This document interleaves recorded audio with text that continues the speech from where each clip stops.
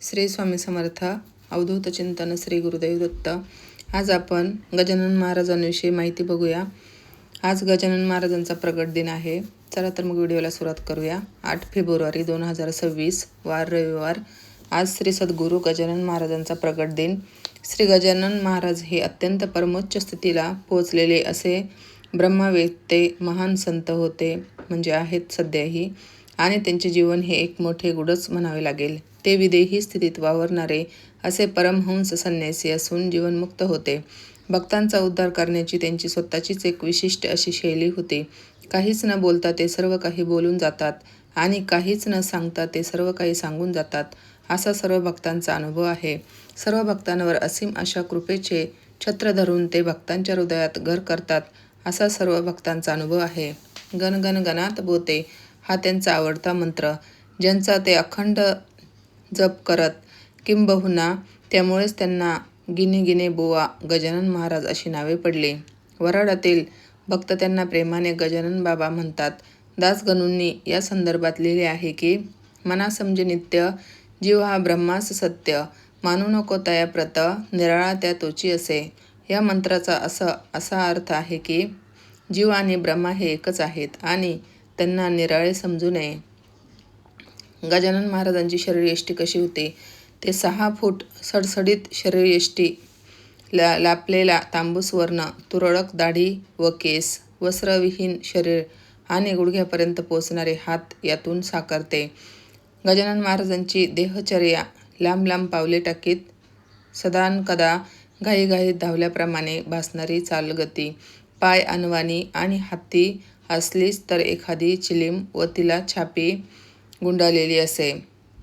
गजानन महाराजांचे अन्न म्हणजे ते कोणते अन्न सेवन करत असे? महाराजांची मूर्ती लगबगीने एखाद्याच्या घरात घुसत असे किंवा अंगणात ओसरीवर मुक्काम ठोकत असे. मग घरधान्याने भाकर तुकडा दिला तर खावे, अन्यथा तो तसाच ठेवून पुढील मुक्कामास जावे, अशी त्यांची बालसुलभ वृत्ती होती.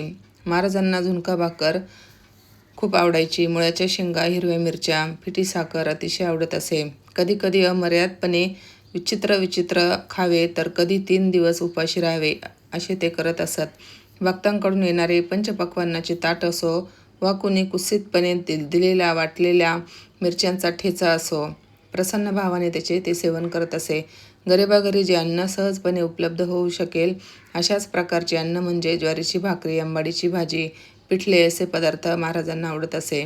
म्हणूनच आजही महाराजांच्या भंडाऱ्यासाठी इतर पंचपक्वान्नाव्यतिरिक्त ज्वारीची भाकरी, पिठले आणि आंबाडीची भाजी अवश्य करतात. कुठेही बेधडकपणे घुसून पाणी प्यावे, नाही तर ओहाळातच ओंजळीने पाणी पिऊन तहान शमावावी, असे त्यांचे वर्तन असे. मुळ्याच्या शेंगा, मिरच्या, हिरव्या मिरच्या, पिठी साखर हे पदार्थ कोणी आणून दिले की ते लहान बालकाप्रमाणे हरखून जात.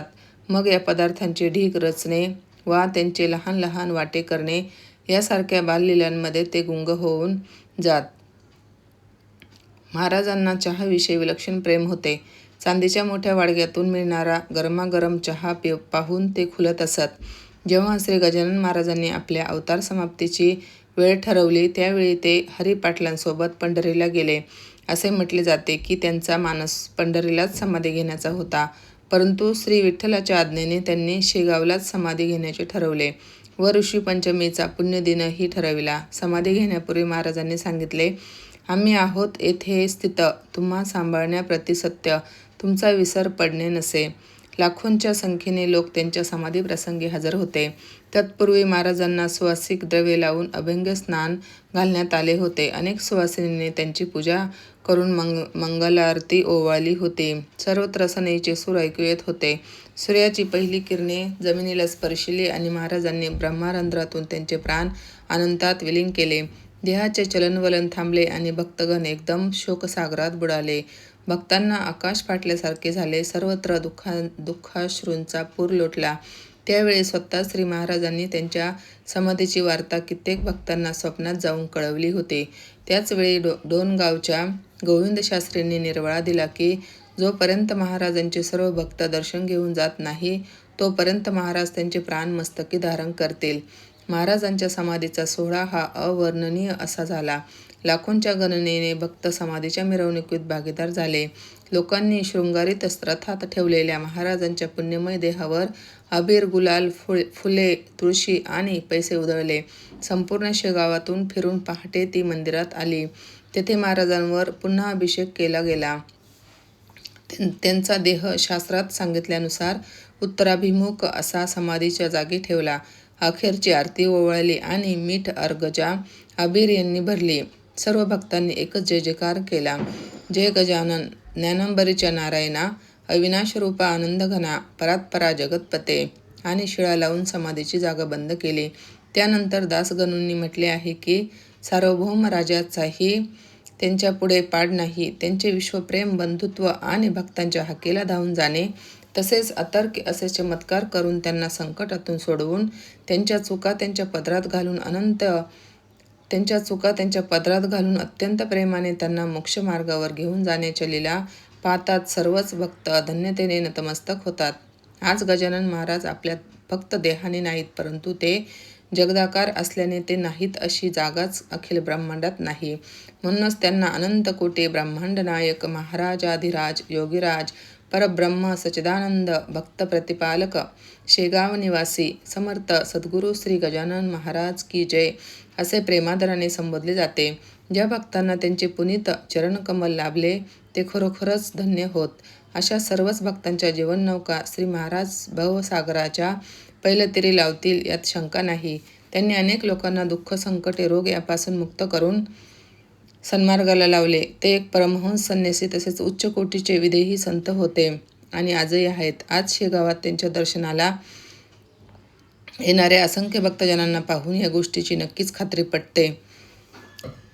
आज 8 सप्टेंबर 1910 रोजी ऋषीपंचमीच्या दिवशी त्यांनी शेगाव येथे समाधी घेतली आणि त्यांचे समस्त भक्तगण दुःखसागरात बुडाले. महाराजांचा अंतिम संदेश.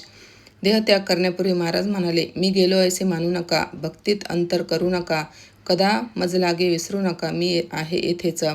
जर हा व्हिडिओ तुम्हाला आवडला असेल तर नक्कीच लाईक, शेअर आणि सबस्क्राईब करा. श्री स्वामी समर्थ.